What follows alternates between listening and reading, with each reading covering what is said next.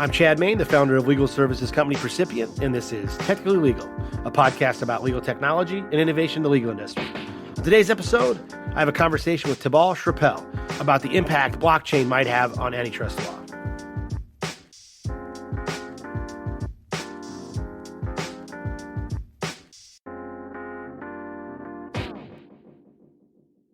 A lot of the conversations I've had throughout the years in this podcast focus on how tech is changing the way legal services are delivered or how tech is changing the way lawyers work. But on today's episode, the focus is on how tech might change the law itself. Our guest is Thibault Schrepel.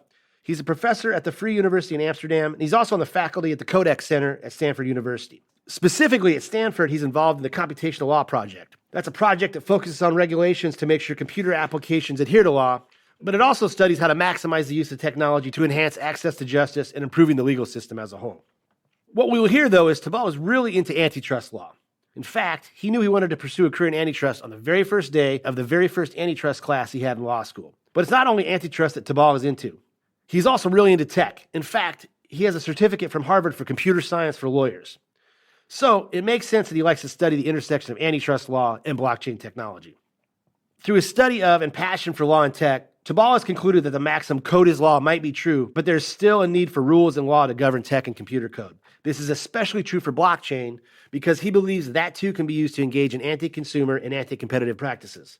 But Thibault also believes that technology provides a unique opportunity to identify and protect against anti-competitive behavior. In fact, he just put out a book entitled Blockchain and Antitrust that explores the subject. It's a good thing that Thibault knew early on he was interested in law and tech. Because he grew up in France, and unlike the US, he started his legal training right out of high school. So that's quite typical in France, and I'm aware that the same isn't true in the US. But here, for the most part, you will go to high school, and then you go straight to law school. The duration of it is 5 years if you want to get a master's degree, and then you have to add a few more years if you want to get a PhD, which is what I did. But, I've done the typical French thing, which is straight out of high school, go to law school, study for 5 years. Then I studied in the US for 1 year. And this is when I realized that I wanted to start a PhD. I thought this was so interesting to see the differences and the similarities between the two that I wanted to investigate all that. The similarities and the differences between the United States legal system versus a French or European legal system? Exactly, yes. And I was specialized already in computational law antitrust. And this is mostly what I studied when I came in the US. And I thought, well, it is not that different, actually. And so I thought, I had room to explore the big tech companies and the way to tackle those companies from a global perspective. So combining European computational law and US antitrust law. And so that's what I've done. I was working in a law firm at the time because I still wasn't sure if I wanted to practice or to do research as a full-time researcher. And the choice eventually, emerged from all that. And this was clear that I was made for research. So I've chosen this path. And I saw you went to law school in Brooklyn. Yep, correct. You got a master's of law here in the United States. Yes. And then the PhD that I got after that was co-supervised by one professor in the US, actually Loyola Chicago, so not too far away from where you live, and another one from Paris. And again, so the PhD was written in both French and in English and published in the US and in France. And I was tackling the big tech companies and what I called predatory innovation from both perspectives at the same time. What is it about antitrust that piqued your interest? Because you've been learning about it and studying it and working with it for a long time now. It's a funny story. I do remember the very first time, the very first day when I went to the antitrust class in law school. This was a 2-hour-long class. And after 1 hour, we had a break. And then I went to my friend and I said, well, that's it. That's what I want to do.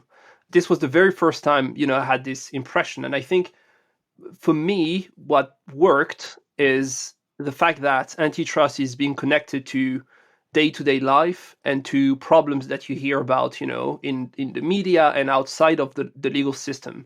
And so I guess this is why I had an interest in it. I also come from, no one in my family, at least to the best of my knowledge, is a lawyer. No one ever been to law school. And so this was, an appeal for me to go to law school. But then the business side of it probably kicked in when I studied antitrust. And I decided, let's give it a try. And I'm still, obsessed with it. So I guess this was a good choice for me. And obviously you're interested in tech. Among other things, you have a certificate from Harvard for computer science for lawyers. When was it that you got interested in tech? And then when was it that you got interested in tech as it relates to law? So, same. I guess when I was young, I remember buying those.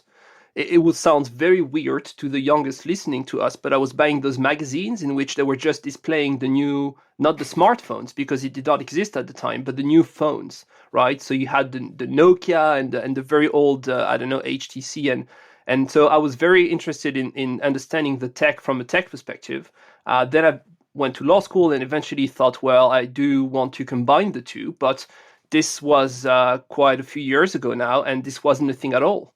The fact that you were interested in tech, at least in the French law schools, was, good for you, but nothing that you could do from a professional perspective.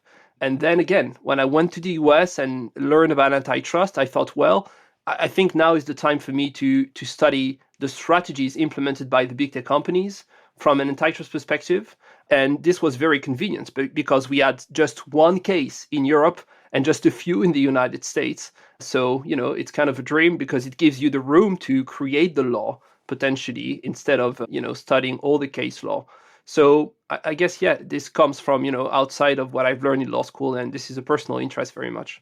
You just put a book out, I believe it was last year, Blockchain Antitrust is the title.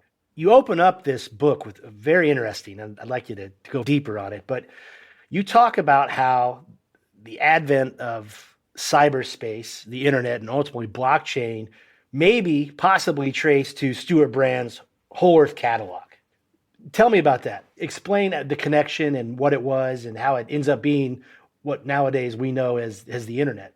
Sure. He is the inventor of the DIY movement, the idea that you could do it yourself. And what's behind this idea was that for him, the objective was to free individuals and to enable the individuals to behave freely according to their own wishes.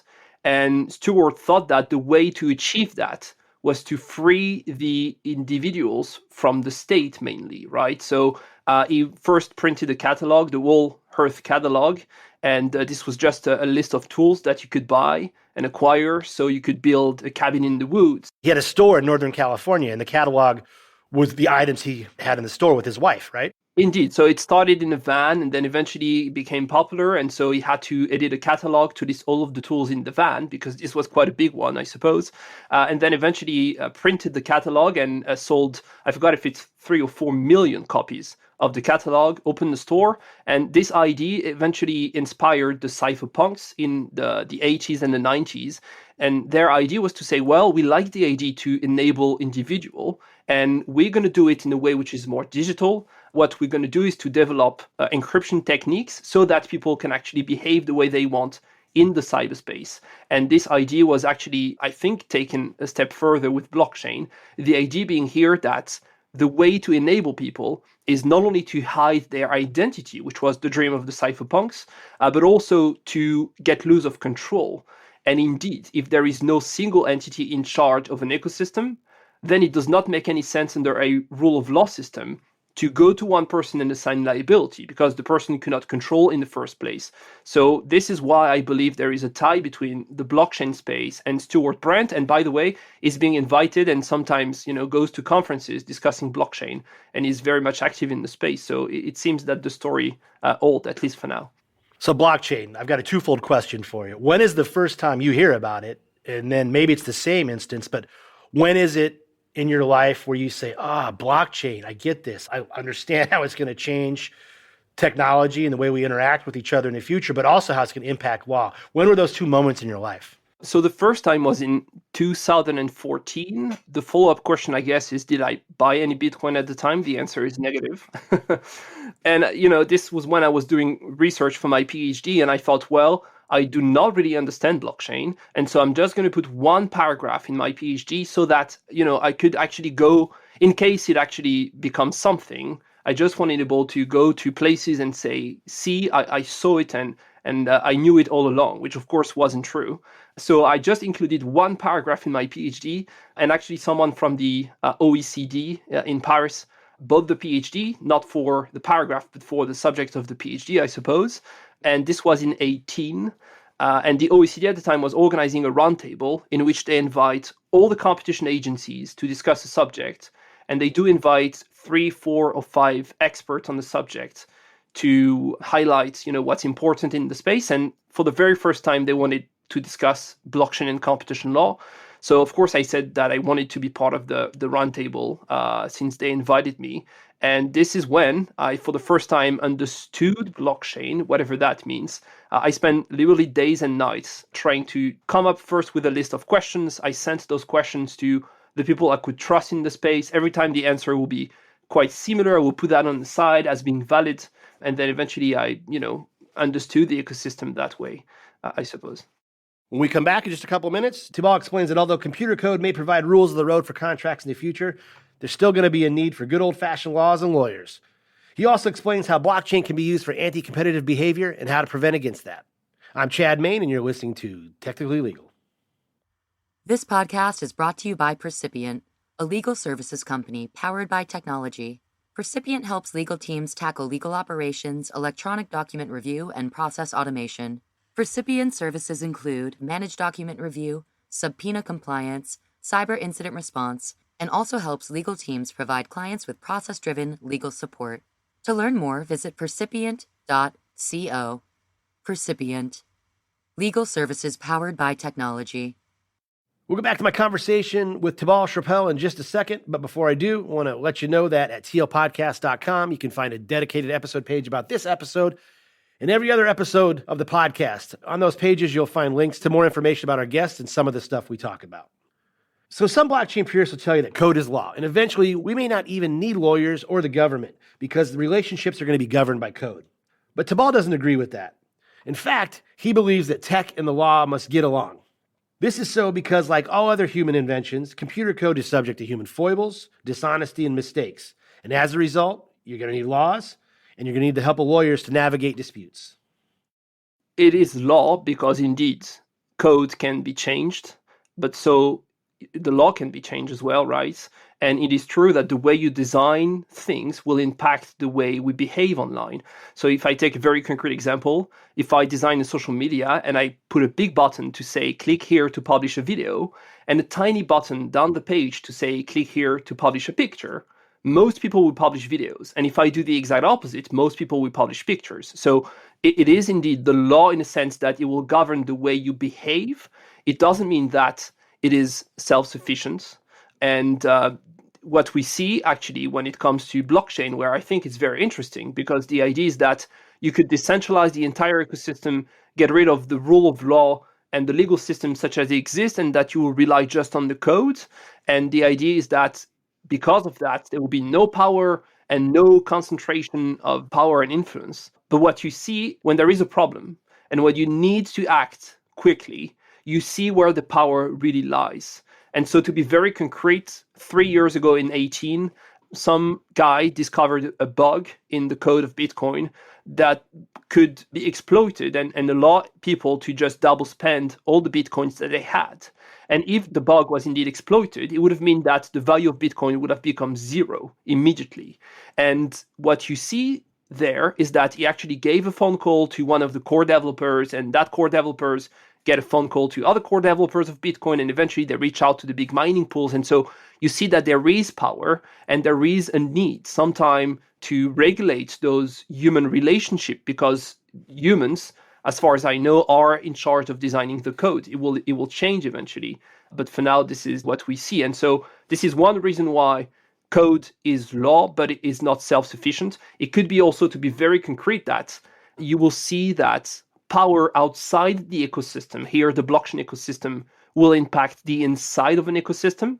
To be very concrete, what if a big bank or a big tech company says, I will prohibit advertisement related to blockchain on my platform? This will create an impact within the blockchain ecosystem, and yet code can't do anything, right? Because this is not a practice which is made out of code necessarily. So this is why I think that we need one to complement the other. And it goes also the other way around, because for lawyers, the idea that the code is not self-sufficient is very easy to admit. But for lawyers, the idea that the law is not self-sufficient is much harder to admit. And I think it is also true. And this is why we sometimes, as lawyers, needs to, in a sense, utilize the code so that we can reach the legal objective in a way which is more efficient. So this is the entire message of the book, entitled indeed Blockchain Plus Antitrust, in which you add one to the other. So I think it would be helpful too to define here when you say, well, you need both code and humans, and if there's a problem or in cases of urgency, as you describe it, you see where the power lies. Define power. How are you defining power here? Right? You gave the example of they had to call on the core developers to fix the code for blockchain. So the power was with them to fix that. But talk about theoretically when you say where the power lies. It's not always going to be with the developers. It's going to be elsewhere. Yeah. So, and this is, I think, the most central question when it comes to blockchain and antitrust. I'm going to try my best to make it clear. The entire body of antitrust law, and the same is true in the US, in Europe, in Brazil, in other countries, is that the idea of power is based on the work of Ronald Coase, the Nobel Prize winner.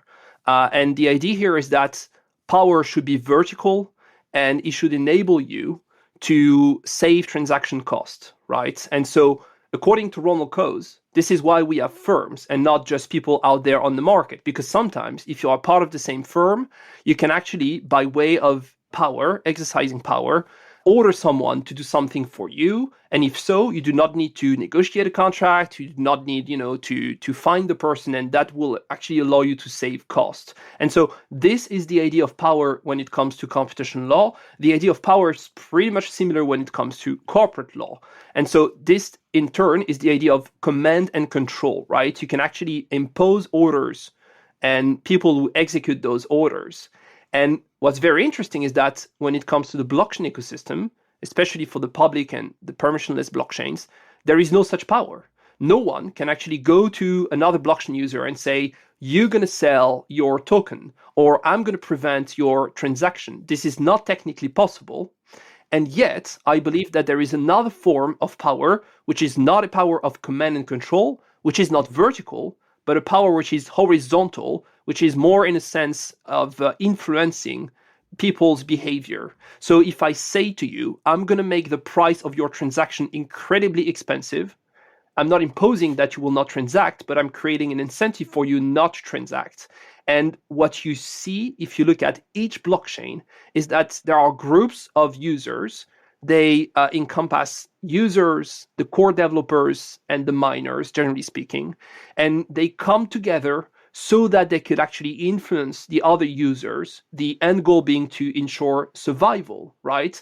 Because indeed, if you could not actually, gather and coordinate with other users, you could never maximize the chances that your favorite blockchain will survive. And so this is why we see those people coming together. So this is a new form of power, more in the sphere of influencing rather than commanding and controlling people's behavior, and yet it exists. You also believe, too, that while there's a chance that antitrust behavior can occur on a blockchain, you're also a big proponent of using tech to prevent against antitrust, both from a governmental perspective and from the firm perspective, from a corporate perspective. And specifically, you're involved with the Computational Antitrust Project at Codex at Stanford. Explain what that is. Explain to the person on the street what computational antitrust is. Sure. So the idea to utilize the tech when it comes to enabling the law, which could be, by the way, creating the law or enforcing the law or scrutinizing whether the law is effective or not, I think has two different aspects. First, it could be that the objective reached by the tech is similar to the objective that the law is trying to achieve, which is the relationship we have with blockchain and antitrust. Both of them are seeking decentralization, which I define as the ability to behave the way you want. And so this is one phase of that relationship. Would this be a good example of what you're talking about there? Decentralization of the blockchain, how it has the same aims of the law. So, for instance, Facebook, or now Meta, is always getting scrutinized by governments because they're trying to prevent antitrust risk in the market. So there's that from a governmental perspective. They're trying to promote competition. On a blockchain level, it can be used to decentralize social media, and so therefore spread power. And so am I correctly paraphrasing what you're pointing out there, that the aims of blockchain and the aims of the governmental antitrust authorities can work hand in hand because they have the same goal in the end? Yes, precisely. And so the idea is that you will, again, free individuals, right, and enable them to transact freely. And so this is what you have. If you have a fully decentralized social media, you can use it the way you want. And this is the objective that competition agencies or antitrust agencies are trying to achieve. And so here, the objective is pretty much similar, if not the same. And so for that reason, when I'm not saying that we should not, enforce antitrust against the big tech companies when they infringe it, but it might be that a policy that you also want to implement is the one by which you will also enable blockchain to flourish, because blockchain will compete with those big tech companies and eventually create an ecosystem in which, again, if you have no individual with the power of command and control, it means that all the anti-competitive practices that comes with that sort of power goes away, right? And so this is in their best interest. And it seems that most agencies are aware of that. And I'm pleased to see that they are very careful when it comes to intervening in the blockchain space, because they do want to preserve blockchain capacity to survive. And we know, according to Darwin, that you survive if you can differentiate yourself from the other species. So what differentiates blockchains from the big tech is decentralization. So this is what I argue for in the book. Competition agencies should intervene in the blockchain space when necessary, but be sure to maintain decentralization, because again, they actually try to achieve the same goal as antitrust agencies. So this is one aspect. The other aspect is more methodological in a sense, and this is where I kick off the conversation about computational antitrust. The idea here is that you use the tech in a way to better enable the law. And so from the perspective of government and agencies, it could be that you want to use AI or blockchain, and I'm more than happy to give examples, so that competition agencies will work better and will be more accurate and fair. It might also be from the perspective of companies, that they actually utilize the tech so that it is easier for them to comply with the law, because most companies do want to comply, right? And so, again, you do have those two aspects. One is regarding the substance of what tech and law are trying to achieve. The other one is regarding the method in which you use the tech to better enable the law. Let's talk about the method. I want to hear some examples, because on the website, on the Computational Antitrust website, but you say implementation of computational methods can indeed contribute to and improve antitrust agencies' ability to detect, analyze, and remedy anti-competitive practices. What are examples of tech being used or ways it can be used to detect and prevent these anti-competitive practices? What we do with the project is that each month we publish an academic article, which is available in open access. And if you go to just computationalantitrust.com, it will actually redirect you to Stanford website. And so we've published quite a few papers already and organized a conference in December of last year, which is also available in open access.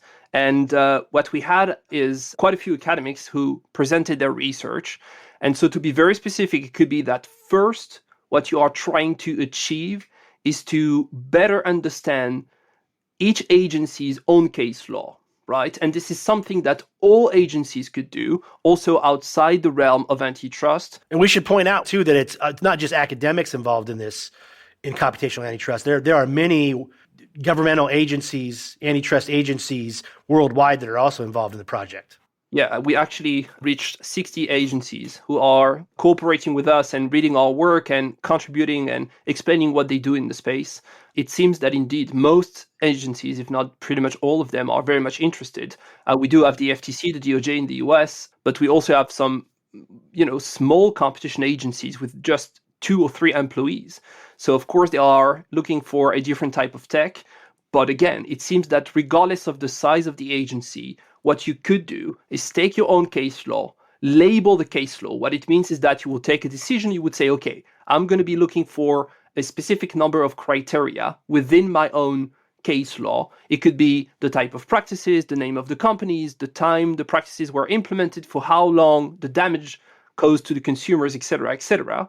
And then on that basis, you could train machine learning system to detect new patterns. And so this is one of the papers we published. And what we saw is that they were actually able, using those machine learning systems, especially the unsupervised one, in which you just provide the data and let the machine find the output.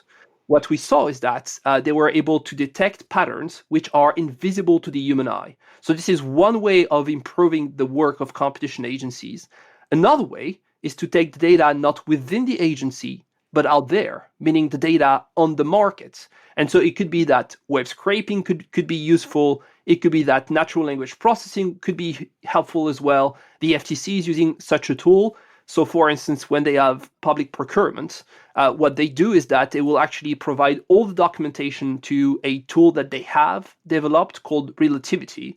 And they will ask the tool to detect whether or not there is a cartel between the companies. Of course, the companies will never say, we have colluded with the other company and therefore that's why the price is the same. And yet, using natural language processing, you can detect what's the meaning behind the words and therefore, again, improve the work of competition agencies. That's another example when it comes to detection. It could be also when it comes to the analysis that you want to use those tools to improve the analysis that you do using agent-based modelings in which you create computer simulation and try to see what's going to be the effect of a practice or the effect of a remedy that you will impose to the companies. You may want to use blockchain as well to say, for instance, that big companies will have to record their turnover within private blockchains so that when they notify a merger to the agency, they actually give access to their private blockchain, which will prevent companies from deleting information the day before sending the database over to the agency. So there are lots of solutions, a lot of them that I'm not aware of, and that's why we've created the project to discover new techniques. But the space is moving very fast, and that's very exciting. You just mentioned there a private blockchain. We should probably explain that. Distinguish between a private blockchain and an open blockchain, because I think most people think, well, it's free, it's decentralized, permissionless, anybody can access it. But there's a distinction. Blockchain is a technology that can be closely held or open to all. Explain the differences there. Yeah, so you do have three big types of blockchain. First one, a blockchain could be public and permissionless. The public nature of the blockchain relates to the access to the blockchain. If the blockchain is public, it means anyone can just download a copy of the entire blockchain if you just have the free space on your computer. Bitcoin is a good example. If you want, you could actually download a copy of all the transactions ever implemented on top of that blockchain. If the blockchain is, on top of being public, permissionless, what it means here is, what you try to describe here is who controls the validations of the transactions. Bitcoin is, again, a good example because anyone just providing computer power could be the one validating the transactions, right? So public and permissionless is type 1. Type 2, public still, so anyone can see the ledger, the database, but permissioned. What it means here is that certain selected users will be in charge of validating the transactions. This is what Facebook want to do with their own cryptocurrency. I'm not too sure if they will ever launch the currency, but this was kind of the project. The idea being that just Facebook and a few other companies will actually validate the transactions. And why would you want to do that? Because when you validate the transactions, you have a reward, right? So you could be sure to direct the reward to just some selected users. So public and permissioned is type 2. And the third is private. Private means that not only you need access to see what's inside the database, but you also need at least the same access to be able to validate the transactions by definition. It could be that you have different access levels, right? It could be that it's an easy access to get to just see the transactions, but it won't give you the right to validate the transactions. It could be some more conditions. And so in turn, the player in charge of deciding to grant access or not and to change the conditions is pretty much in charge of the blockchain. So we go back to something which is pretty similar to the centralized world, such as we know, in which you do have a clear pilot in the cockpit, which is not true for public and permissionless blockchain. So let's talk about blockchain and antitrust. Explain how antitrust activities can occur among participants on a blockchain. Sure. So here again, you have to make a distinction between two different types of practices. First type, it could be that those participants will actually collude, to be very concrete, in a way to impact the inside of the blockchain, right? So we can imagine that miners, who are the one in charge of validating transactions, will eventually collude in a way to raise the fees for people to use the blockchain and implement transactions. It could be that some mining pools will be over dominant and will eventually attack the blockchain and implement a practice which is not in the best interest of the community. So that's a 51% attack, right? exactly, yes. You need more than 50% of the nodes, the participants, the miners, the validators to agree to collude together to change the blockchain in some way. Yes, and it's even more complicated than that, because should you get 51% of a blockchain mining power for just 10 seconds, you could change the rule potentially, but after those 10 seconds, you will lose the majority. So you couldn't actually make sure that most of the users will be convinced by the rules such as you have changed. So they could actually go back to the original state. So what you need is to be over dominant. 51% is the minimum, but ideally you will get 90% for at least a week or a month, so that you will actually change the rules of the blockchain and say to the people, if you keep using that blockchain, you have to comply by the new rules, right? So the 51% attack gives the wrong impression that you could just control it for just a second and change the entire blockchain, which isn't true. But so this is the type of practices that we see already. Type of practice number 2 is when you see that the blockchain is being used to infringe antitrust law in the real space. So here it's not related to the inside of the blockchain, but it could be that, for instance, you see that supermarkets will use a blockchain to implement the term of a cartel between them. And I believe that a very efficient way for them to do that would be to use smart contracts, because they could automate their entire agreement that way. But again, here what you see is that the entire blockchain functions such as it should, but it is being used to impact prices in those supermarkets, which impacts consumers in a very direct way. So those are the two big types of practices that I believe you might see within the ecosystem. And we do have a few cases already trialed in the United States. So we know that it exists. What are those examples in the United States? So the case number 1, I believe it is the first, is Gallagher versus Bitcointalk.org. What happened in that case is that a blockchain developer, Ryan Gallagher, was kicked out of a Bitcointalk.org forum, which is the number 1 forum in the space, the one that Satoshi Nakamoto was using to, describe the idea of Bitcoin at the time when it was still active, or she, or it, or they. So what Gallagher argued is that by being excluded from the forum, it became impossible for him to get access to great blockchain developers, and therefore to put a new competing blockchain on the market in the known, and therefore to compete with Bitcoin. And he argued that this amounted to an infringement of antitrust law, namely Section 2 of the Sherman Act, which prevents monopolization. So the abuse of power against other market players. Lost the case, mainly because he refused to pay the court fees, which did not help. But I think the idea, this was a long shot before you could prove that without access to one forum, you couldn't develop a great currency. But this idea that you might see a power outside the blockchain ecosystem per se, right? Here, it was just a forum which is coded not, using code on top of a blockchain. This is just a regular forum. I think this idea is very powerful. And we have, for instance, ongoing investigations against big banks in Brazil, in which some developers are arguing that because they were prevented from opening bank accounts using those big banks, it was actually much harder for them to have a entrepreneur activity, and therefore to be able to put a new blockchain out there and compete with the big banks. So we're going to see what the competition agency will say, but this is a very powerful idea, and for sure we're going to see such cases in the future. So this is case number 1. Case number 2 is a case which relates to the inside of the blockchain. What happened here in the Bitmain case versus American Corp is that some users in the Bitcoin Cash blockchain disagreed regarding the size of the blocks. I could explain why that is, but long story short, there is no right and wrong. You may have block with 10 transactions or with 30 transactions. It has pros and cons. And so what they've done is that they forked the blockchain. What it means is that you actually take the database, you duplicate the entire database, and you say, from now on, we're going to have new rules for users to put new transactions in our version of the database. This is a fork. Fork in the road. It's a fork in the road. Blockchain goes one way, maybe the old blockchain goes the other way. Exactly. You have to play by the rules, otherwise you could stay with the original blockchain if you want. And so the first group wasn't too happy about it, and they said, well, this is an infringement of antitrust law because what you've done is that you have colluded to divide the original value of the blockchain.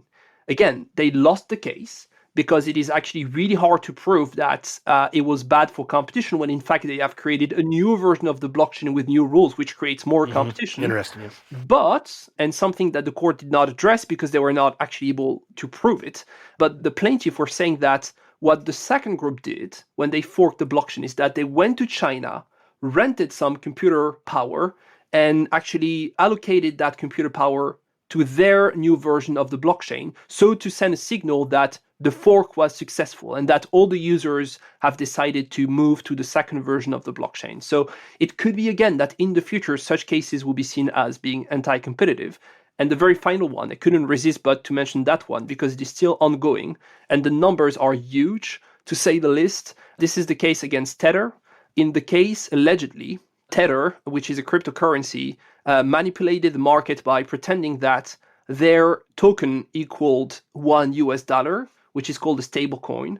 And we know for a fact now that this wasn't true because the CFTC in the United States actually sanctioned Tether in September of 2021 for lying about it. And they imposed a fine of $40 million.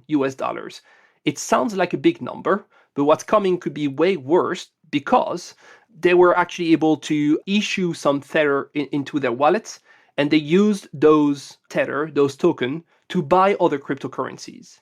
And people were very much willing to actually, trade their cryptocurrencies with Tether because they thought, well, one Tether equal $1. So, the value is fixed, so I take no risk. But when eventually it was revealed that one Tether did not equal $1 for real, by way of an academic paper, the value of Bitcoin crashed by $600 billion in just a month. And the people who bought Bitcoin right before that are not happy about it, and they are now suing the creators of Tether for 3 times the amount of what they suffered, meaning $1.4 trillion in treble damages. So the case is still ongoing. I believe it will take 2 or 3 more years for us to have a final judgment, but you see that the numbers are quite big, and it could be that it will actually ring the bell, at the end of the game and be the collapse of the entire blockchain ecosystem. It could be that the entire community will just disregard the judgment and think, well, that's, the legal system, we don't care. It's really hard to predict how people could react to a sanction in the case, but the effect could be quite big. You don't want that to happen. You want blockchain and law to get along. In fact, in your book, you say they must become allies. And you have some ideas about that, how legal authorities and law can attach to antitrust concerns or maybe even antitrust bad actors on the blockchain. It involves creating some new legal fictions, identifying the nucleus of where these people collude. What are your ideas there? How legal authorities can create some order to a blockchain or antitrust acts on a blockchain? A good friend just published a book called Emergent Orders, and I believe this is what we need very much. So I'm not in favor of agencies ordering blockchains and deciding, which innovation should get a free pass and which one should be prohibited. But there are some very specific actions that governments and agencies could undertake. And this is what I try to explore in part 3 of the book, because indeed you could call for cooperation all you want, but eventually you're going to see some tensions, such as we discussed together, between blockchain and antitrust, and you do want to have a very specific program in mind.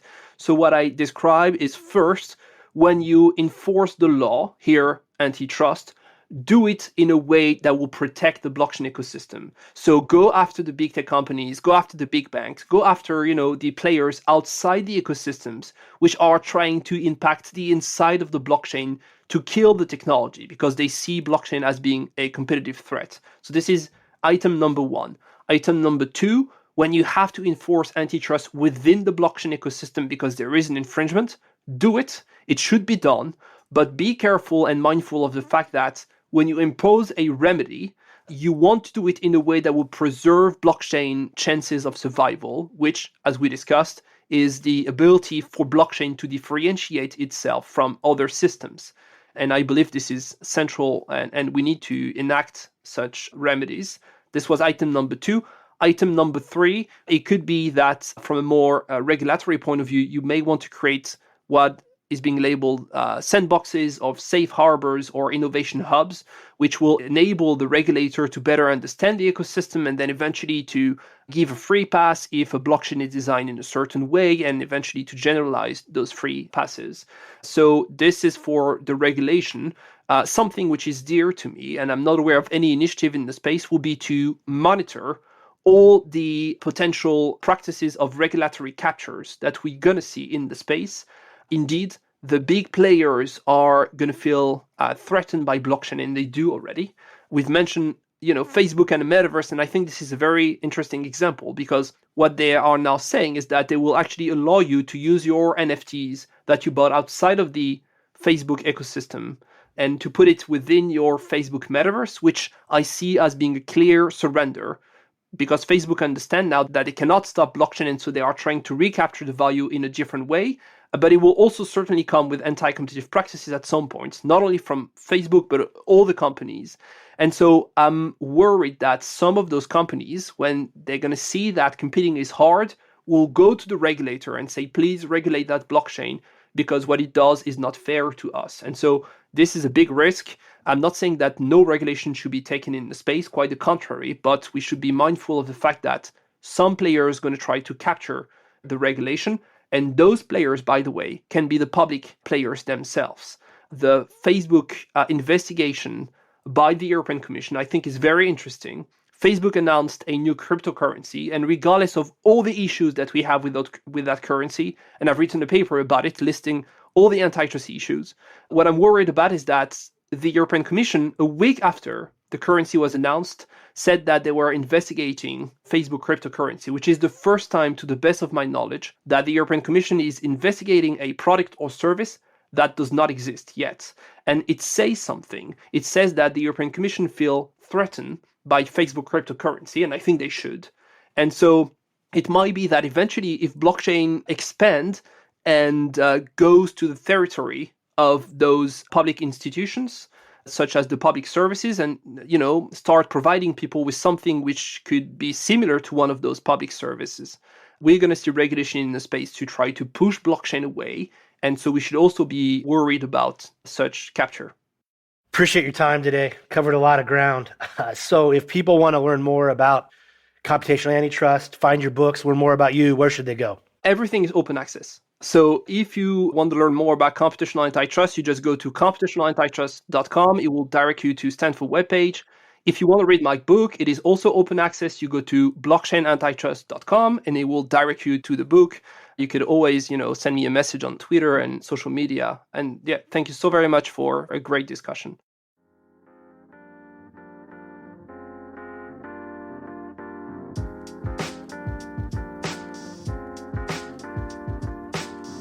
So that's it for another episode of Technically Legal.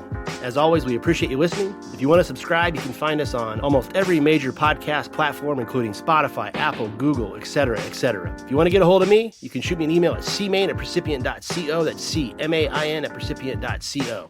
Until next time, thanks for listening, and this has been Technically Legal.